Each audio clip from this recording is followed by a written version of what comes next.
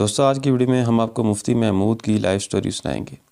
مفتی محمود کون ہیں، ان کا تعلق کس خاندان سے ہے، والدین کون ہیں، تعلیم کہاں سے حاصل کی، شادی کتنے کی، بچے کتنے ہوئے، وفات کیسے ہوئی، جنازہ 4 مرتبہ کیوں پڑھایا گیا، دفن کہاں ہوئے۔ آخر میں ہم مفتی صاحب کے فتاووں پر بھی بات کریں گے۔ مفتی صاحب نے کن کن علماء کو کافر قرار دیا، مودودی صاحب سے کیا دشمنی تھی، یہی موضوعات ویڈیو میں ڈسکس کریں گے۔ چلتے ہیں ویڈیو کی طرف۔ خاندان۔ حضرت مفتی صاحب کے بقول میں افغان قوم کے قبیلہ ناصر کی مشہور شاخ یا خیل میں علم خاندان سے متعلق ہوں۔ شجرہ نسب یوں ہے: محمود بن محمد صدیق بن محمد دراز بن گاستان بن عمر بن موسیٰ علم۔ والد۔ اپنے والد بزرگوار کے بارے میں مفتی صاحب فرماتے ہیں: میرے والد مرحوم کا اسم گرامی خلیفہ محمد صدیق ہے۔ آپ عالم دین ہونے کے ساتھ ساتھ طریقت کے سلاسل اربعہ میں خلیفہ مجاز تھے۔ ذکر و تلقین بطریقہ نقشبندیہ مجددیہ فرمایا کرتے تھے۔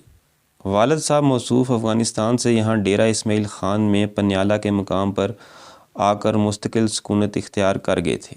تعلیم۔ ابتدائی تعلیم اپنے والد اور مولوی محمد صاحب سے حاصل کی۔ 6 سال کی عمر میں مڈل سکول پنیالہ میں داخل کیے گئے۔ 1933 میں آپ نے مڈل کا امتحان اعلیٰ نمبروں سے پاس کیا۔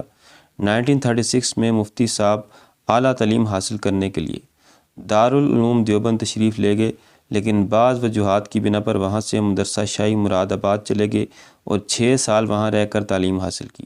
درس و تدریس۔ 1942 میں تعلیم سے فراغت کے بعد چند سال آپ نے مدرسہ معین الاسلام عیسیٰ ہیل ضلع میاں والی میں تدریس کے فرائض سر انجام دیے۔ اس کے بعد 2 سال تک سید عبدالعزیز شاہ کے قائم کردہ مدرسہ میں پڑھاتے رہے۔ 1946 میں مفتی صاحب کی شادی عبدالخیل کے صوفی نیاز محمد کی صاحبزادی سے ہوئی۔ کچھ عرصہ آپ عبدالخیل میں امامت کے ساتھ درس و تدریس کرتے رہے۔ 1951 میں مدرسہ قاسم العلوم ملتان تشریف لے گئے۔ نکاح اولاد۔ حضرت مفتی صاحب کی پہلی شادی 1946 کو ہوئی۔ اولاد کے بچپن ہی میں انتقال کر جانے کے سبب آپ کی دوسری شادی 1960 میں کرائی گئی۔ حضرت مفتی صاحب کی پہلی شادی سے نرینہ اولاد 2 بیٹے ہیں: نمبر 1 مولانا فضل الرحمان، نمبر 2 مولانا عطاء الرحمان، جبکہ دوسری بیوی سے اولاد نمبر 3 مولانا لطف الرحمان، نمبر 4 انجینئر ضیاء الرحمان، نمبر 5 مولانا عبید الرحمان ہیں۔ مفتی صاحب کی تینوں صاحبزادیاں شادی شدہ ہیں۔ پسندیدہ کھیل۔ جوانی میں مفتی صاحب کے والی بال، اونٹ سواری اور نشانہ بازی خاص مشغلے تھے جن میں انہیں خاص مہارت تھی۔ جنازہ و تدفین۔ 14 اکتوبر 1980 کو آپ نے جامعۃ العلوم الاسلامیہ بنوری ٹاؤن کراچی میں علماء کرام اور مفتیان عظام کی مجلس میں زکوٰۃ کے مسئلے پر گفتگو کا آغاز کیا۔ ابھی تقریباً 15 منٹ ہی گزرے تھے کہ آپ کی روح قفس عنصری سے پرواز کر گئی۔ آپ کا اولین جنازہ جامعۃ العلوم الاسلامیہ ہی میں ڈاکٹر حضرت مولانا عبدالحی عارفی نے پڑھایا۔ آپ کو چارٹر طیارے کے ذریعے ملتان لے جایا گیا۔ وہاں نماز جنازہ حضرت مولانا عبداللہ درخواستی نے پڑھایا۔ تیسری مرتبہ یہیں پر مولانا عبداللہ نے میاں طفیل محمد صاحب کی معیت میں جنازہ پڑھایا۔ ڈیرہ اسماعیل خان پہنچنے پر صاحبزادہ مولانا محمود صاحب کی امامت میں لوگوں نے نماز جنازہ پڑھی۔ گاؤں عبدالخیل پہنچنے پر صاحبزادہ مولانا فضل الرحمان نے نماز جنازہ پڑھائی۔ نماز سے قبل فضل الرحمان کی دستار بندی صاحبزادہ احمد صاحب خانقاہ یاسین زئی کے دست مبارک سے ہوئی۔ آپ کی تدفین بھی عبدالخیل ہی میں کر دی گئی۔ آپ کی قبر گول پتھروں سے بنائی گئی اور سفید رنگ کا کتبہ لگا ہوا ہے۔ مفتی محمود کے فتوے۔ نمبر 1، آج کل کے شیعہ احباب کے بارے میں مفتی صاحب نے فتویٰ دیا: شیعہ کی نماز جنازہ پڑھانا جائز نہیں، شیعہ صاحبان کے ساتھ دوستی نہیں رکھنی چاہیے۔ جب مفتی محمود صاحب سے سوال کیا گیا کہ کیا شیعہ کی نماز جنازہ پڑھنی جائز ہے، قائد اعظم تو شیعہ تھے، پھر شبیر احمد عثمانی نے ان کی نماز جنازہ کیوں پڑھائی؟ واضح رہے کہ شبیر احمد عثمانی دیوبندی مسلک سے تعلق رکھتے تھے۔ اس پر مفتی محمود صاحب کا شیعہ صاحبان کے بارے میں یہ فتویٰ ملاحظہ فرمائیں: اس لیے یہ اسلام سے خارج ہیں، ان کا جنازہ پڑھنا جائز نہیں۔ حضرت مولانا شبیر احمد صاحب کے فعل سے استدلال درست نہیں، وہ اپنے فعل کے خود ذمہ دار ہیں، ان کا فعل شرعی حجت نہیں۔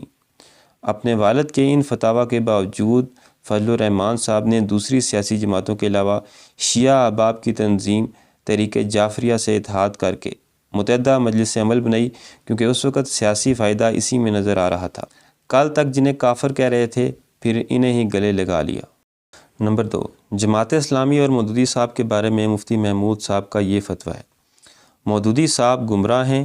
حضرت عثمان غنی رضی اللہ تعالیٰ عنہ اور حضرت امیر معاویہ کی ذوات پر اپنی کتاب خلافت اور ملوکیت میں ناپاک حملے کیے ہیں، اور چند دیگر متفق مسائل پر اپنی منفردانہ رائے ذکر کر چکے ہیں، جس کی تفصیل آپ ان سے متعلق رسائل میں ملاحظہ کر سکتے ہیں۔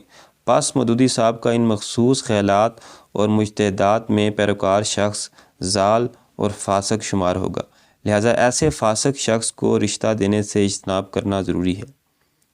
اس کے بعد اس سے اگلے صفحے میں مودودی صاحب کے پیروکاروں کے بارے میں یہ فتویٰ موجود ہے کہ عوام الناس کو ایسے شخص سے میل جول سے اجتناب کرنا ضروری ہے۔ پھر اسی جلد کے صفحہ نمبر 285 پر مفتی صاحب کا یہ فتویٰ پڑھ سکتے ہیں کہ مودودی صاحب عالم دین ہی نہیں۔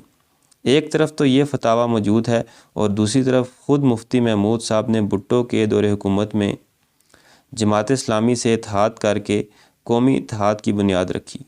اس میں 9 سیاسی جماعتیں شامل تھیں، اور خود فضل الرحمان صاحب نے متحدہ مجلس عمل نام کے اتحاد میں جماعت اسلامی سے اتحاد کیا۔ اگر یہ فتویٰ درست ہے تو محض اقتدار کی خاطر آپ اس جماعت سے اتحاد کیوں کرتے ہیں، جن کو آپ نے نہ صرف گمراہ بلکہ گمراہ کرنے والے بھی قرار دے چکے ہیں۔ نمبر 3، پھر خاکسار تحریک کے بارے میں مفتی محمود صاحب نے یہ فتویٰ دیا کہ ان کے خیالات میں فاسد ہیں اور عام لوگوں کو ان سے تعلقات سے بھی بچنا چاہیے اور ان کی مالی معاونت بھی قبول نہیں کرنی چاہیے۔ اس کے باوجود جب خود مفتی محمود صاحب کی صدارت میں قومی اتحاد قائم ہوا تو اس میں خاکسار تحریک کو بھی شامل کیا گیا، حالانکہ مفتی صاحب انہیں فاسد قرار دے چکے تھے۔